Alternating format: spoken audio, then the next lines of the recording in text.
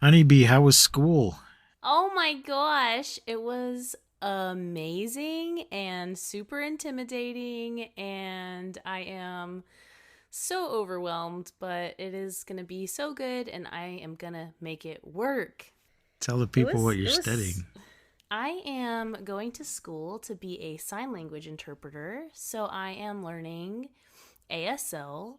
I have been learning ASL for a while online, but because I don't ever have anyone to practice with, or I don't know anyone who speaks ASL, it's kind of difficult in the real world to, read other people signing, or I don't know anything really important about the culture. So I decided to go to school and study for it, and it's so crazy. It's amazing. We're not even allowed to speak at all in the entire like ASL department, not just my classroom or the lab, but the entire hallway that is dedicated to ASL. We're not allowed Oof. to talk at all. So they're doing the immersive technique then. Yes, ASL is American exactly. Sign Language, people, if you're not aware.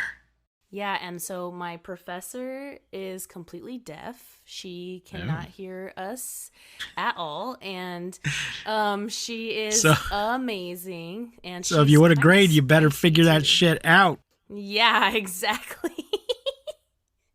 Exactly. So it's very intimidating, especially because I'm in the first class. I'm in the beginning where you learn like numbers and so it's very very overwhelming, but I had an amazing first day and I am very excited to be an interpreter one day. Good luck with that, Honeybee. We're all very proud of you. And now, Thank let's play the you. theme song and get on with the show. One, two, three, four.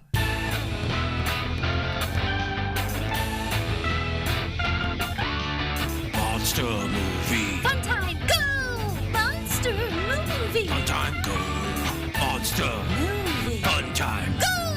Monster movie. Fun time, go. With Precious D and Honeybee. Fun time, go! Ladies and gentlemen, boys and girls, friends and neighbors, welcome to Monster Movie Fun Time Go. I am one of your hosts, Precious D. And I am the other one of your hosts, Honeybee. Honeybee and I are two best friends that are making our way through the history of kaiju movies. We started in 1933 with King Kong, and now we are up to 1997 with Rebirth of Mothra 2, released in Japan as Mosuratsu Kaitai no Daikasen, which means Mothra 2, The Battle Under the Deep Sea, which I think is a more interesting title.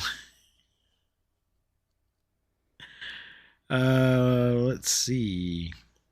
It's 98 minutes.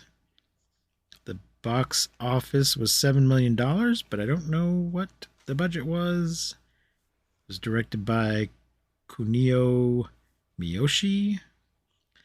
And this was the last tokusatsu film to feature special effects, directed by Koichi Kawakita, who did, he did a bunch of Ultraman stuff and a bunch of Godzilla stuff. Godzilla vs. Biollante was his first Godzilla. Oh, okay. He was assistant director in Godzilla vs. Hedorah and Mechagodzilla. So he did a lot of stuff, but this was his last thing. Dang. Honeybee, what are your opening thoughts on Rebirth Well, of Mothra 2? as you know, if you have listened to the show, or even just go back a few episodes and listen to the Rebirth of Mothra, I am a huge fan. And I was very excited to go into this movie. And I gotta say, my initial thoughts are there's not enough Mothra in this Mothra movie. I That is was a like, come fair critique. on. Yeah, I feel like personally, I feel like when I'm a fan of something, like just for an example, like an artist or like a musician, I feel like when they put out kind of a shitty album or an album I don't like, I still want to buy it and support it. And I'm not one of those people who are like, fuck them. Like, they sold out. Like, they suck now, you know? So I do feel like I did enjoy this movie, and I still love Mothra with all of my little baby Mothra heart. But I was a little bit disappointed in how much Mothra there was in the movie. There's still like a lot of great things happening. I still loved a lot of things going on. But compared to the last one, which just, was so good. Just so good. I feel like this one kind of just didn't hit all the same buttons for me. So it was a little sad, but I still loved it. I still had a great time watching it. And it's just kind of one of those things where I feel like one of my favorite bands put out an album that I'm like, what? This is kind of lame, but whatever. Still love it. You know what I mean? Yes, I do. What about you? I had a favorite band that started experimenting, and I didn't care for it. Exactly. Sometimes experiments fail. Yeah, it's true. It's supposed to learn from it and move on. They just kept experimenting. Never got the juice back. You wanna tell us who the band is, or? It was the Crash Test Dummies. Oh. First two albums were really good and, went together well. Mm-hmm. And then the third album just went off the rails in a different direction. And I think the fourth one went off the rails in another different direction. And I think I quit buying albums at that point. Dang. So I just go back and listen to those first two albums. Saw them in person before they went off the rails. Anyway, Mothra. This movie had a lot of crazy shit going on. Yeah, there is so much crazy shit going on, which I think is like kind of a theme in all of our kaiju movies. Like, there's always some like weird ass, random ass shit going on, but I just felt like this shit was kind of like, what? Where did this come from? Why is this happening? Yeah, there's quite a lot of time spent in that pyramid. We'll get to that in a minute. But it started off with just sort of a bunch of random Mothras, right? Wasn't she doing the multiple tiny ones again? Spinny moth rainbow glittering all over the place, just coming together to make one big Mothra. Yeah, so I do not understand the Mothra life cycle at all. And I don't either, but I kind of feel like it's one of those things where it's like, God. It's like, she's a goddess and we're not supposed to understand. Right. I mean, I guess this wasn't her being reborn again, but it's just a power she has to break up into smaller. Mothra is sort of a holographic and fractal in that each individual component contains the whole. And she hasn't always been this way. No. That's another thing. Like, this is kind of a newer thing. Yeah, it appears that every individual Mothra cell is an entire Mothra in itself. So There you go. I've got the plot here from Wikipedia. Oh, wait, let's do the cast first.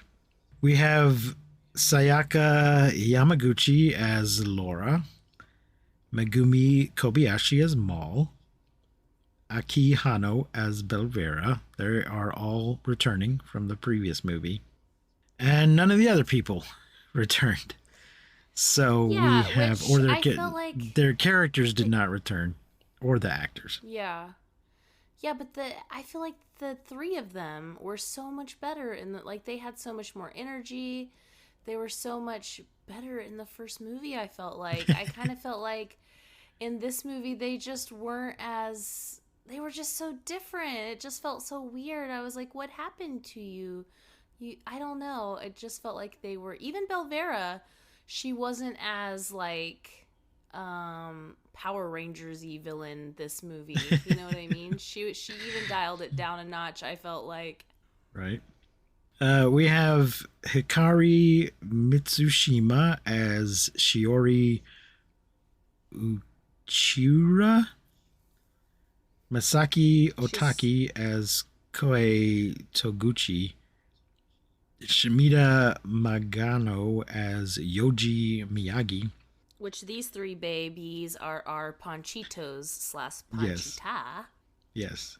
Atsushi Okuno as fisherman number 1 and Hajime Okayama as fisherman number 2. Did they not say their names at any point in the film?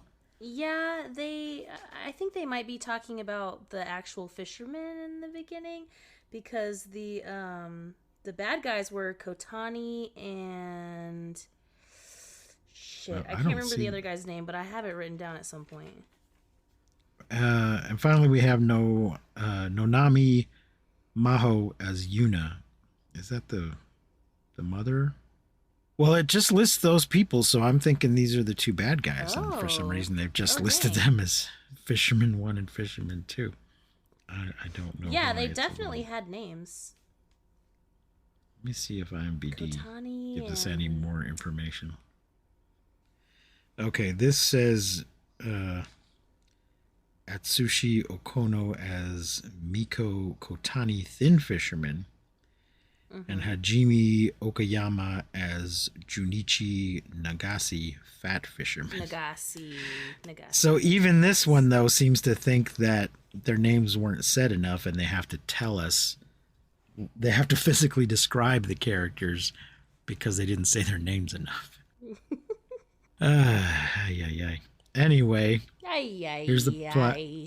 Here's the plot from Wikipedia. Thank you, Wikipedia. Off the coast of Japan, the environment has been ravaged by poisonous starfish-like creatures called baram.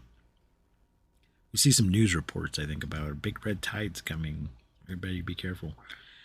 Meanwhile, the Elias sisters, Mal and Laura, survey the destruction and enlist the help of 3 children who had discovered and befriended a strange little creature dubbed Gorgo. Gorgo. To help Gorgo. They're spelling it here Ghogo. Oh, weird. But, he is basically the Lorax. Yeah, he is. He's a little fuzzball. When Shiori, he's a little, Shiori he's a little, what are they called? Furby? Yeah. Yeah. You, me, friend.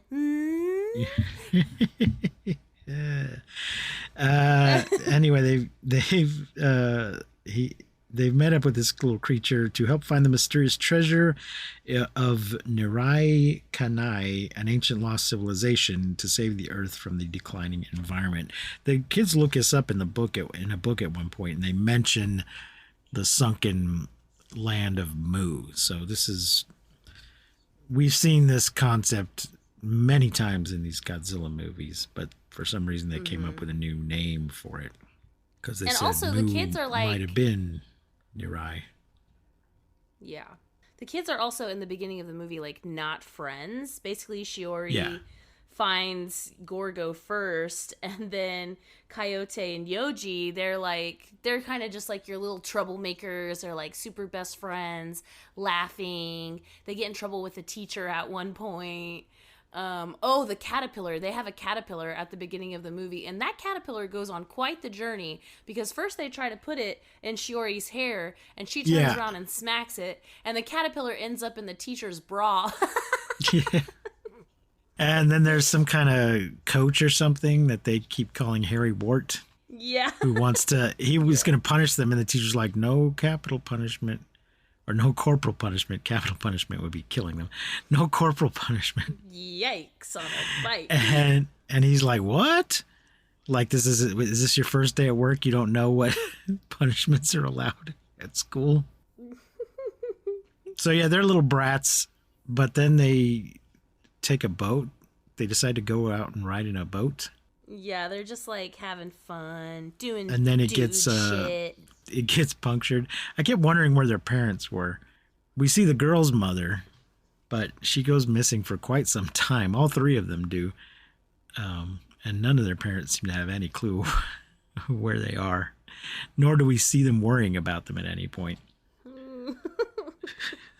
Anyway, they're going to find this mysterious treasure of Nirai Kani, an ancient lost civilization, to save the Earth from the declining environment.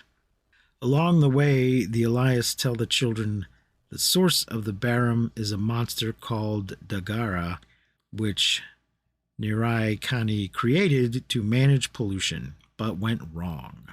And They're out. Dagarla kind of looks like a huge genitalia of the female sort. Okay.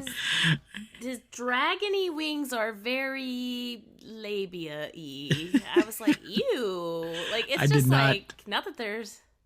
You I think- didn't? No, I would. Well, the thing is, though, there was a lot of the time where I was like not quite sure how it was shaped because we weren't getting a full picture. We kept seeing like close-ups and bits and pieces of it. I did think it reminded me a little bit of both Space Godzilla and Destroya in that in the head area. It just reminded me of that. It wouldn't surprise me if it was designed by the same person. I just thought it looked like a giant pussy. Okay, then.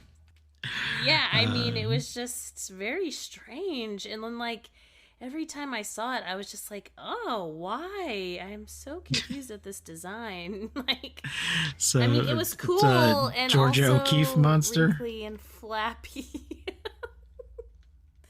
Just some flaps flapping in the wind. Alrighty then. So anyway, this monster was supposed to destroy pollution, but got out of hand somehow. Their Became ally, the pollution.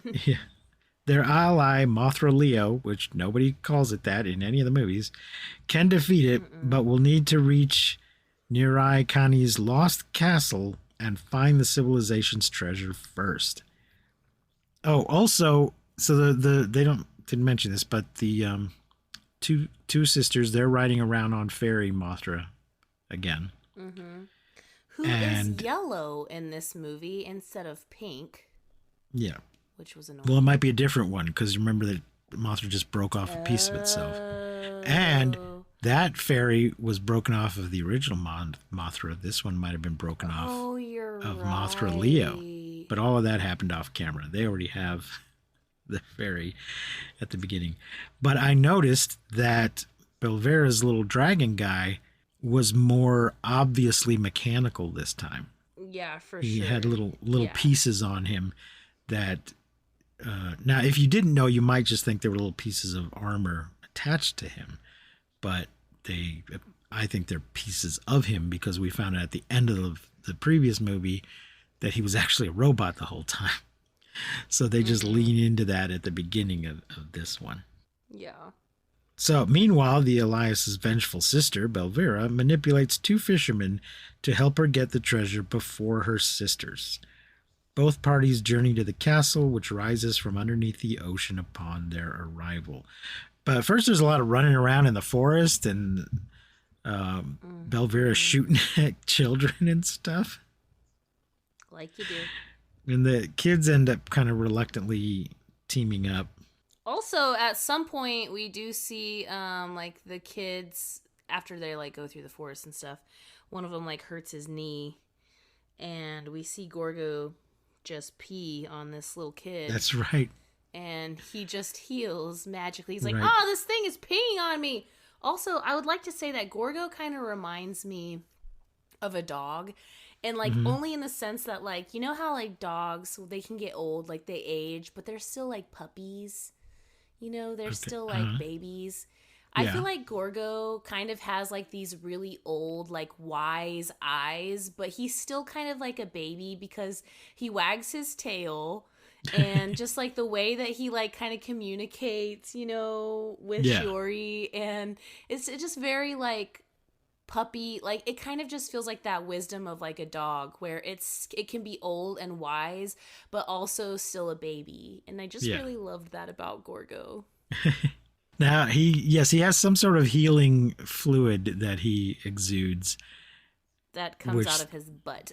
well, the kid says he's peeing on me, and at no point is it ever corrected. Oh wait, it's not actually urine. It's something else. No, it just appears like his urine's magical.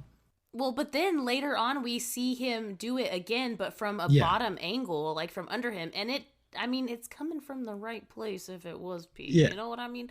I don't know the anatomy of a Gorgo, but Right. if it's anything like the human anatomy, I think it Yeah. might be peeing on people. Yeah. But it's healing, so it's okay.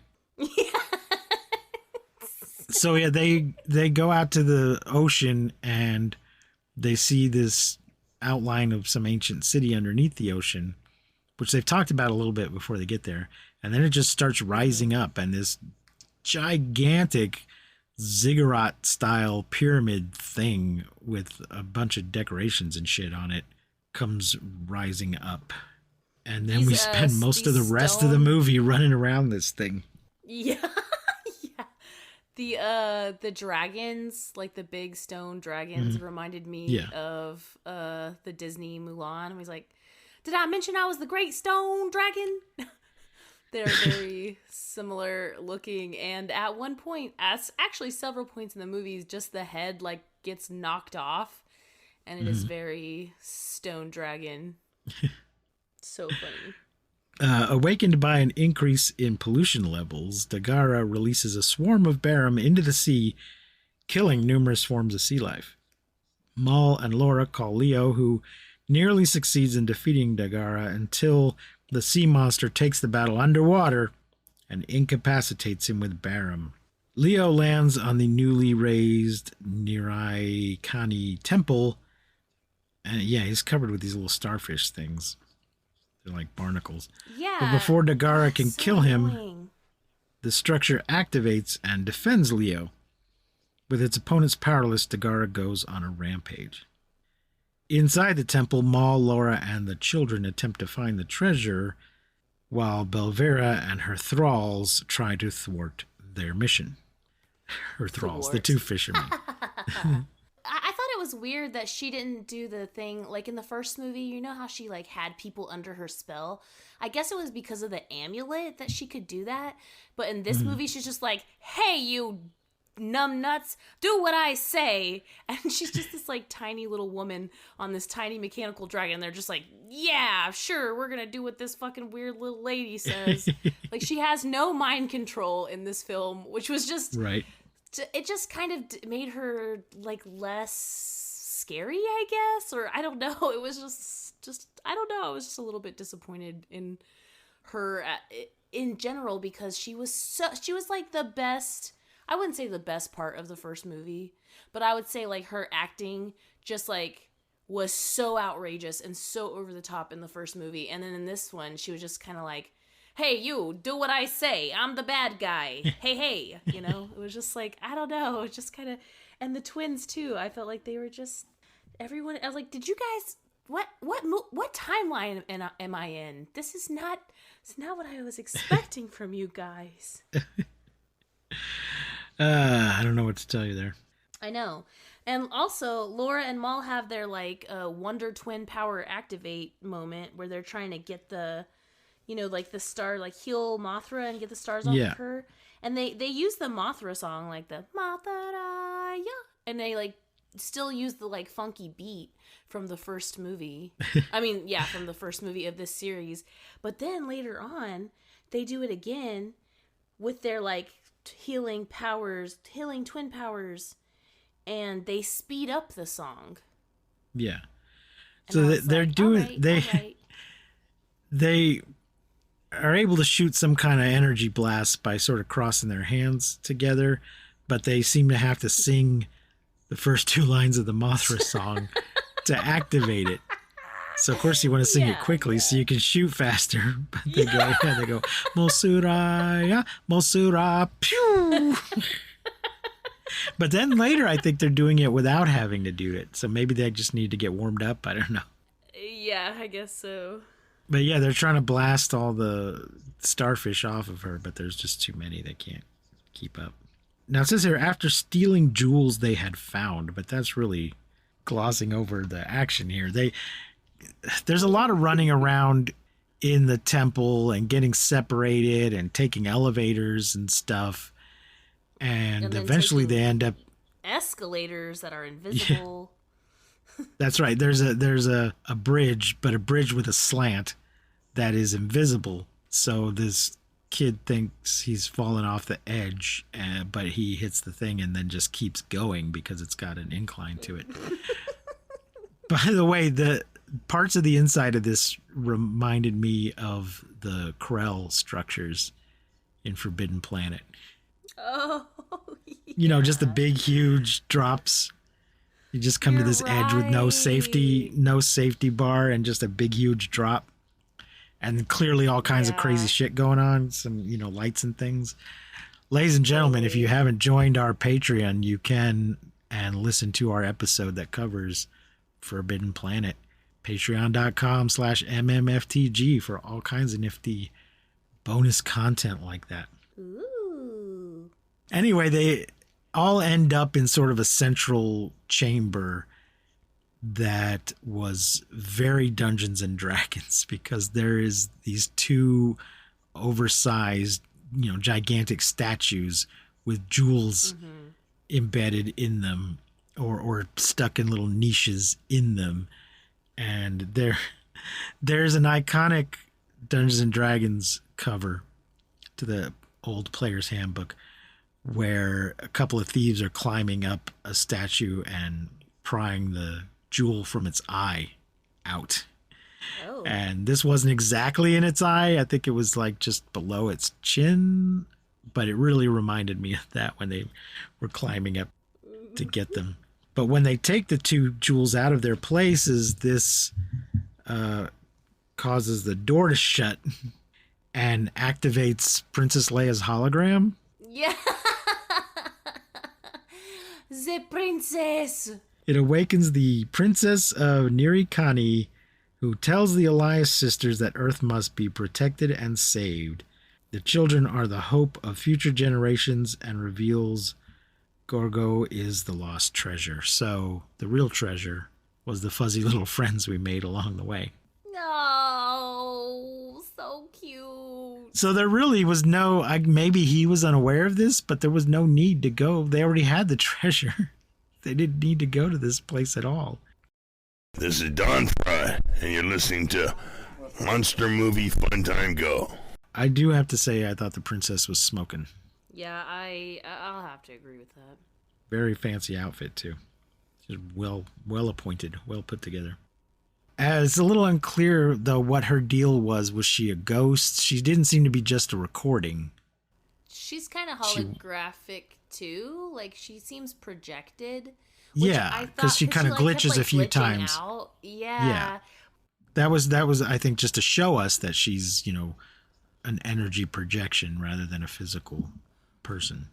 Yeah, because she kept, doing that, and then shortly after that, she, when the kids are running and everything's kind of collapsing, she, puts her kind of arm out and around, the children to, protect them. And I'm like, wait, so is she, if something fell, it wouldn't fall through her?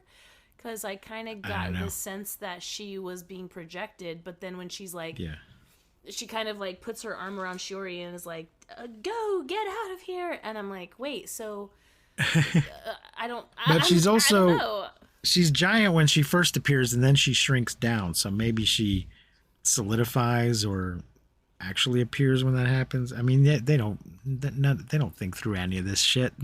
They just fucking do it, and they don't care. This is also very kids movie, kids. Yeah. Kids movie, and I think that we really get that in the fact that we'd never see parents or parents worrying about the kids. The kids are it's just their adventure. We're just following along on their adventure, so I don't know, maybe it's it's just the grown-ups, all the grown-ups, just doesn't matter what happens or what they do, because the important part is the Cheetos. Right. There was a point when the kids have gotten separated, and then they get reunited, and the girl asked the two boys, did you come to rescue me? Because you said, they weren't friends in the beginning, but now they're all in it together. So she didn't need them to rescue her. She was doing fine on her own. But it was still But cute. it was the thought that counts. Maul and Laura use Gorgo's energy to revive Leo and transform him into Rainbow Mothra. allowing him to destroy the Barum covering his body. Yes. He does shoot rainbow beams and stuff. Rainbow Mothra engages.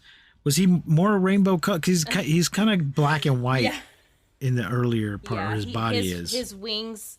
Yeah, his wings get like super, super rainbowy. I was also screaming at this point, "Hurry, Gorgo! Pee on Mothra!" Rainbow Mothra engages Dagara and overpowers him until the later retreats into the sea, where Rainbow Mothra transforms into Aqua Mothra. I didn't get that was an actual transform. Oh, no, he does. Yeah, he does kind of change shape. It's a huge, And he gets like his wings, his 2 wings turn into 4 wings. And he turns into, he turns into X-Wing Mothra. X-Wing Mothra.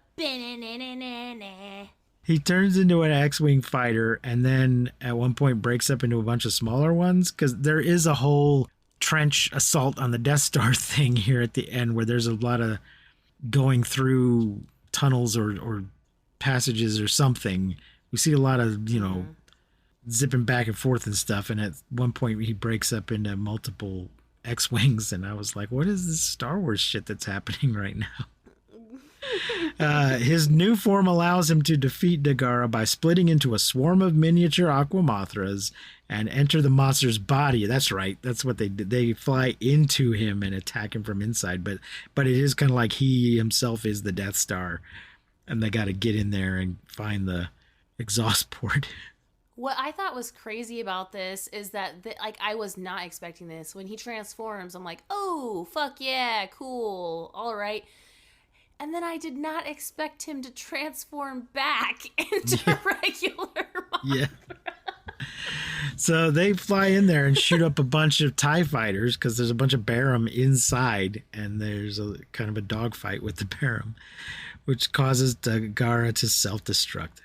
As the temple begins to collapse, because that's what happens at the end of a movie, the structure, we have the fall of the House of Usher, and the building collapses. Maul and Laura fly to safety on their pet miniature Mothra. This is the first time this summary has mentioned that Fairy, which is also the first time they call it Fairy, I think, in the movie, while Belvera relinquishes control of the fishermen who help the children escape. And that's where there's a whole thing with trying to jump over this space, a precipice, and the kid thinks he's not going to make it, and then one of the bad guys turns good earlier than the other one. Well, there's this whole back and forth with the bad guys, because at one point the bad guys kind of catch up with the kids after they've they've kidnapped the little girl. They come back and they're just fucking with them. This guy's got your nose with this kid in a very aggressive way. And then the fairies, or they're not fairies, the Elias come and they're like, hey, you don't fuck with these little kids, we're gonna fuck you up. And then the kid is like, no, don't, forgive them, they said they were sorry. Right. And we're like, oh, but then they weren't really sorry. They end up, and then they weren't sorry at all, and they really were and so we have this weird back and forth between the bad guys and the kids several times.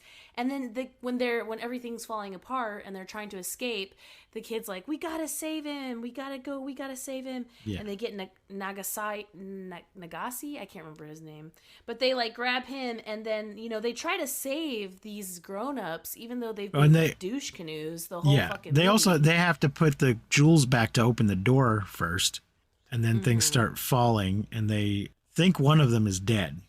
Yeah. But then when they're at the thing that they have to jump across, he comes running up, and it seems like he's going to try and kill everybody. It looks like he's going to kill everybody, but what he actually does is throw the kid across who's afraid to jump. Yeah, and then he just gets launched to the other side by a falling rock or something. It looks like he feels too worn out and injured to jump, but then a rock falls and hits a pivot point or the other side of a pivot point, and it seesaws him up into the air.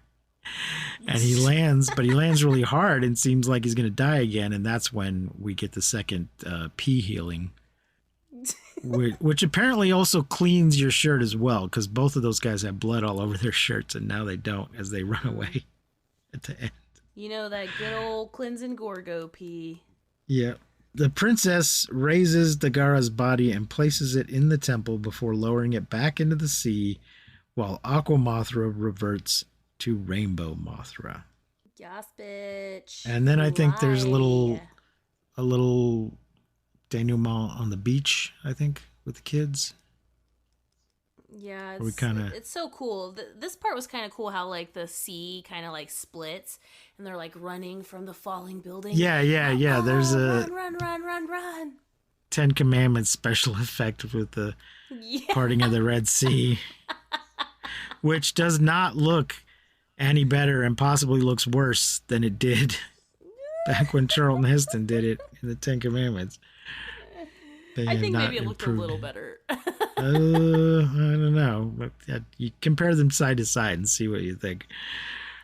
But yeah, they kind of have a wrap up. I don't know if we actually see them all going home, or they just kind of wave goodbye to everybody on the beach. All like, so they're all on the beach, and like the Elias come up, and they're like, Shiori has like something in her hands, like she's holding it, and they're like, Shiori, son, what is it? Imagine that Gorgo is there on Mothra's wing. That just really annoyed the fuck out of me, because she's like grieving her little friend that just like died, or just burst I can't remember light. Basically, once he like peed on Mothra and like revived Mothra, he like bursts into like glittery nothing. And they're like, oh, the sea spirit has revealed itself. And then Mothra's just like, bing, like awake and alive. And they're like, it has revived. It has given Mothra new energy. And so basically Gorgo just bursts into energy and becomes part of Mothra, I guess. And then Laura and Maul are like, oh, what's the matter, Shiori-san? Just look up and see Mothra flying away and imagine that Gorgo is sitting there on Mothra's wings. And I'm like, yeah, but he's not. That's fucking rude. Yeah, Like, some bullshit. Yeah, it was just some like bullshit. But then she's like holding something in her hand, and it's like, it looks like a pearl. And they're like, what? The kids are like, what is it? And she's like, it's a gift from Gorgo. And she opens her hand, and it's a little pearl. And then it kind of like zooms. We hear this like, I think it's the priestess or the princess's voice, where she's like, you kids are the future, and now you can go and save the world, and don't become like those fucking bastard adults that have been around you fucking shit up. And they turn around and they're like, ask the bastard adults, like, hey, did you hear the princess? And they're like, no, what are you talking about? And they're like, only kids can hear it. And then it kind of like zooms out and then like zooms back into the pearl in her hand, which then transforms into planet Earth. And then we are kind of like in space, and like that's how it ends. Is like us seeing the Earth and kind of knowing like the children are our future. The children will save us because they are smarter than the Earth is in their hands.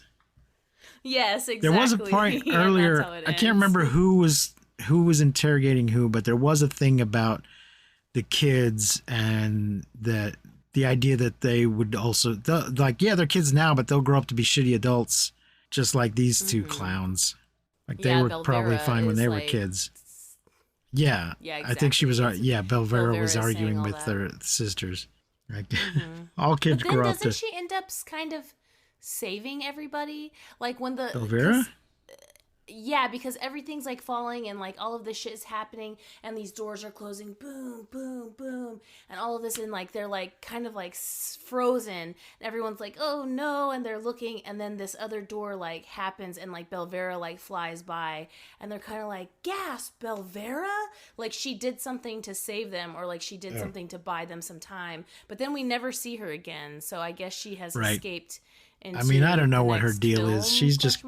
She's crazy, and she needs to be fucking locked up. She's a little asshole who's just tearing shit up for no good reason. She's a little asshole. So true, I think her plan, I think she's one of those people who her whole thing is the Earth would be better off without humans. So if I can do something to wipe out all the humans for the good of the rest of the planet, I will kill all the humans. Good. But we are a product of the planet. We're not a separate thing. We are part of, we were produced by Earth. We are a consequence of Earth existing. So Earth only has itself to blame for humans. Oh, For fuck's sake. What are you going to do? Just saying. Yeah, because she even says something like, Earth will live on without humans, you know, like in that argument that you're talking about, where she's like, yeah, but they're going to grow up to be shitty adults. She does have like this kind of like, you know, Earth will live without humans. Like, we need to destroy all the humans and the Earth will be better off without them. And then like Laura and Mull are like, no, these kids are great and they're going to be great. You just got to let them be great. And Mothra's going to save us all. So anyways.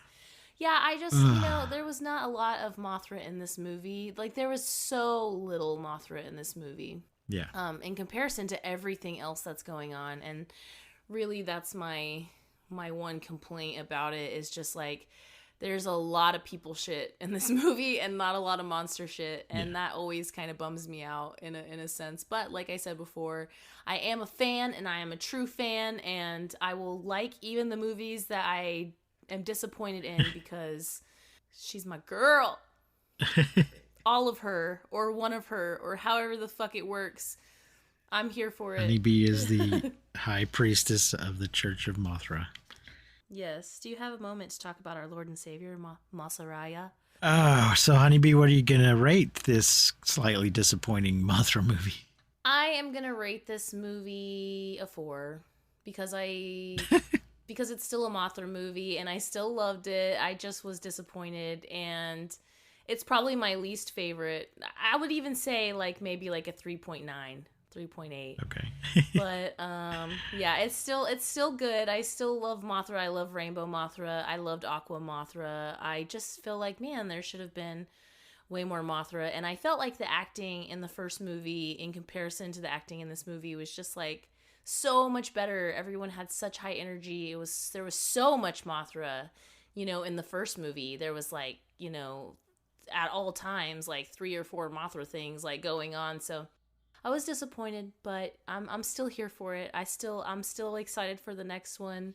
Yeah, and if anyone has a moment to talk about our Lord and Savior Mothra, you let me know, because I am willing to talk about it. I'm going to give it 3. It was just okay. Nice. Wasn't terrible, wasn't great. It was just okay. So next week, you can watch Mothra, Rebirth of Mothra 2 on Pluto. Is that where it is? I'm sure it is on Pluto. I watched it on YouTube, but I like rented it. So. On YouTube? Oh no, you didn't. Yep. Honeybee, you should have logged into my. No, you should have logged into my Voodoo. I have it on there. Well, shit. It was only $2. It was worth it. You could have watched it without ads on my. All right. Well, the next one, log into my Voodoo. I didn't. There were no ads. No, I'm saying on Pluto. There will be ads if you watch it on Pluto. There's probably ads. I just looked it up. It is Pluto. You can watch it on Pluto free with ads, or you can rent or buy it on all the other things. Yeah, I forgot that I asked you for the Voodoo information, because I got kicked out of Voodoo for some reason recently, and then I kept thinking, even when I was watching it, I was like, dang, I really need to ask him for that. And I still haven't logged back into it, so yeah, I sent it all to you. It. Well, the next one is also on there. So anyway, next week, cool. God help us, we will be watching Turbo, a Power Rangers movie. Yay! But also, when we record it, we'll be in person, right? Yes. Woo-hoo. It will have. We will have already gone to Kaiju Go and come back by that point. And we'll record it in person while we are there. Turbo, a Power Rangers movie, is on Hulu if you have a subscription, or it can be bought or rented from all the usual places. There you go. Thank you for joining us. Everyone, remember to follow and subscribe and like and spread the word, and consider visiting our Patreon. You can find links to all those things at mmftg.com. Baby. Until next time, I have been Precious D. And I have been Honey Bee. Remember to keep calm and take shelter in basements. And please, don't misuse science. We won't see you, but you will hear us next time on Monster Movie Fun Time Go. Woo! You've been listening to Monster Movie Fun Time Go. If you enjoyed the show, please rate and review us on your podcasting platform of choice. Our theme song is by the Texicano Folk Rock Punk featuring Lita Lopez. You can support the show, find links to our social media, and even leave us a voice message at anchor.fm/mmftg. Oh, you know what? I'm so sorry. I forgot to say something. Sure. The closing song. The closing song in this movie is fucking hysterical. Wasn't it in English or partly in English? Yes, it's in English and it's so funny. It's so funny. Love is moving. Love is changing. Close your eyes. I'm in you and you're in me.